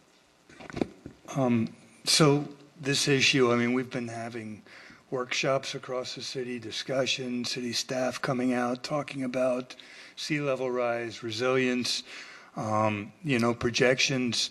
And, I feel like this is a discussion that I've been wanting to have for so long. I know, people have a great affection for Miami Beach, for the architecture and for what Miami Beach stands for. And when you talk about such a far-reaching occurrence as sea level rise, one of the most frustrating components for me, for myself personally, but also to hear my neighbors and fellow property owners talk about, was that there is really no vision for, people love Miami Beach the way it is today. They do. They came here for it. But how do they envision, and embrace a future that they can't imagine or recognize? And in actuality, I was not expecting to walk out of here with so many questions in my head. I have more questions, and I thought I would have less. It certainly is, I'm so grateful that Allan, that you did this. It's so helpful to me to feel that you have such a love and affinity for Miami Beach and the architecture that defines, our districts. It gives me confidence the way you have such sensitivity in the way that you approach this. At the same time, some of the questions, obviously the zoning, the FAR, has FAR shift around if you're, changing the use of a space. I think those are really important questions, and I don't think they're just important questions for us to understand. I think it's important questions for average, building owners, condo owners in historic buildings. I think they need to understand that I hear, neighbors, condo owners in historic buildings, and they've been thinking, planning, what are we going to do? What is the future going to look like for us? And they have a vision in mind, even though it's based on, nothing no examination or no facts of maybe, the condo owners in the 2 lower floors are going to have to abandon, and then we put another floor on the top, and then, oh my gosh, how's that going to affect our condo organization? I mean, these are all questions that people need to look into. You brought up raisability, which I think is the first time I've actually heard that this whatever the unit of measure is. And I'm hoping in the actual book, I know there's so much more information there than we've gotten, that maybe that's defined what that's based on, so that people, they're going to look around, and the first thing they're going to wonder is my building raisable or not? Of course they're going to ask that question. There's so many questions, and I think it's fantastic that we're making the first step. I think you presented different visuals of, for instance, just using one in my head, saying the average finished floor elevation for a Flamingo Park building at approximately 5 feet, I believe is what you said. And we're looking at a design elevation of 10 feet NGVD. So based on, and again, this is projection based on what I was listening to, but based on that, if you have an existing building in Flamingo Park that the finished floor is 5 feet, currently, and again, I don't know the criteria, and the recommendations, but if the desire were to adapt in place, then ultimately, by the end of that timeline, there would be, 5 feet of water outside, 5 feet of water inside of the building's original first floor.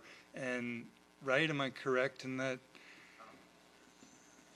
Well, actually, in Flamingo Park, our projection of what the average floor height is 6.5. Okay. And we're projecting a 10.5 design flood elevation. So we're sort of recommending that buildings, in one way or another, either through adapt in place or raise, go up 3.5 feet at least. In the interior. In the interior, but Right. The water level is not really going to come, it's not like it's 3.5 feet of water level above or underneath the building. It's Right. actually, the water is coming up through the ground. The water table is getting closer and closer to the surface, and during king tide, we're predicting that the water table is going to come up through the ground and be in the base of the building. So yeah, I think now this is for king tides. Mm-hmm. So when the tide is lower, the water would go back down. Well, and presumably the street level by that time, by some time in the future, would be raised up to 10 feet, correct? Yeah. So the entrance to the building would have the buffer of the planter going down 5 feet to the entranceway, which really, again, I'm just emphasizing questions. That's all. I'm not asking for answers, but I think that it's something that needs to be envisioned. I also feel, going back to what I originally said, that community consensus is so important.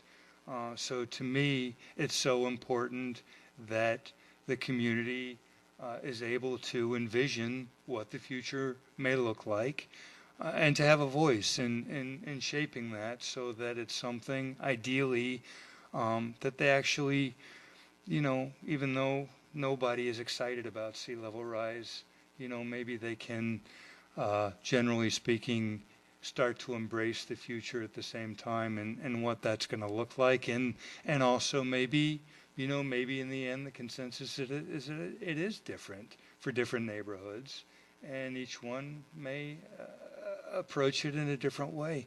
But I'm so grateful to be beginning with this dialogue, and I appreciate so much, again, the detail and the sensitivity you put into this for the historic districts. Thank you.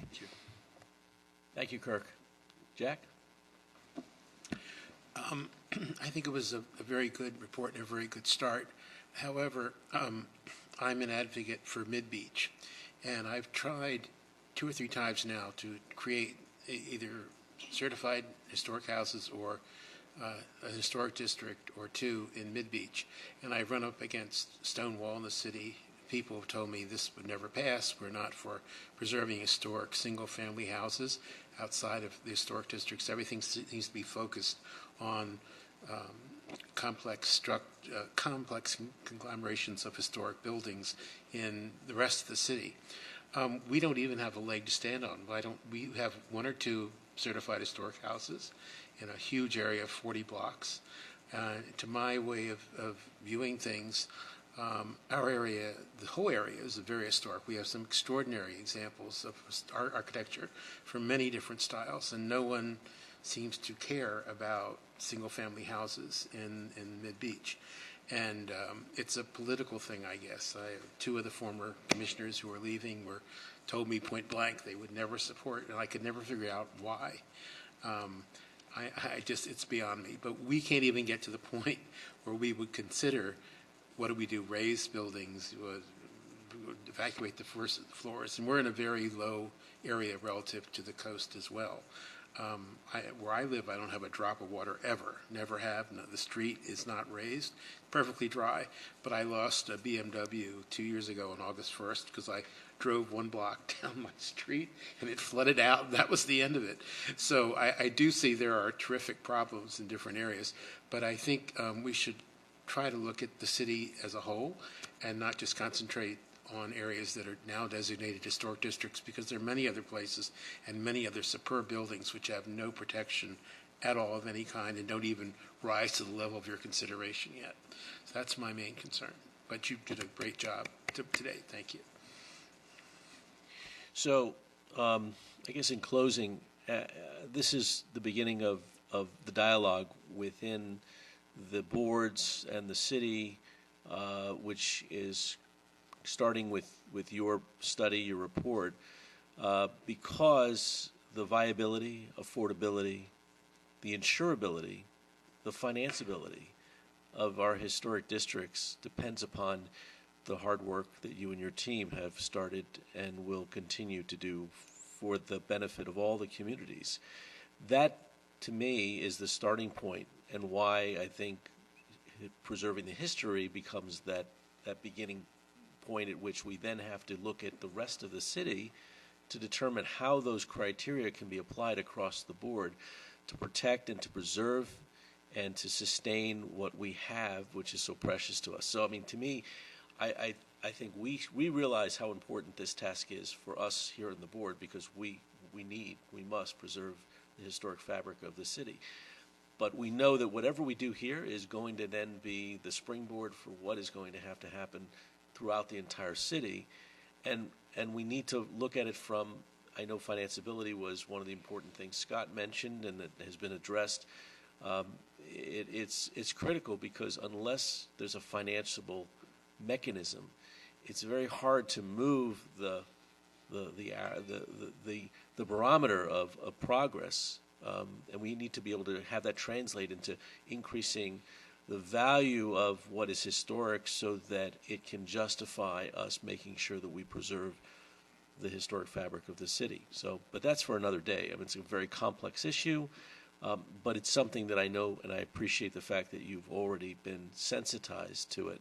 You know, like I said at the beginning, your report struck me as being so thoughtful and so sensitive to what is going on. And as it's been commented by everyone on the board, we respect what you and your team have done to date, and we look forward to a continuing of dialogue to get us to a point where we are, with the help of the city and staff, we really can get to a point where we do get it, like Nancy said, and we do the right thing for all the right reasons, and people like Daniel and the groups that he advocates for can be proud that we're getting this right and we're moving it forward in the most positive direction in a very sensitive and thoughtful manner. So, any other comments? I just have to add that we're talking to the choir. You're looking at it. We have Tom, who is a wonderful asset in this community. I don't see any other people who are responsible for making this happen.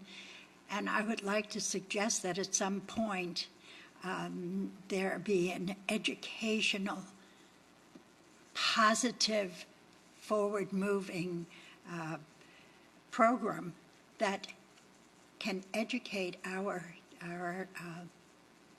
people who live here. They love it, but they have to contribute to it. They have to understand it. And everything that's been talked about here, very little of it is understood at the next level of people who didn't even bother to show. So help us with that, and you will have a grand start. Thank Hopefully you. they're watching on television or they can see the tape. Anyway, I thank everyone for coming, all members of the public who participated. I appreciate our staff from the board and for their diligence and hard work, and Allan, again, to you and your team. And we look forward to continuing the dialogue. So without further ado, we're done. Thank you.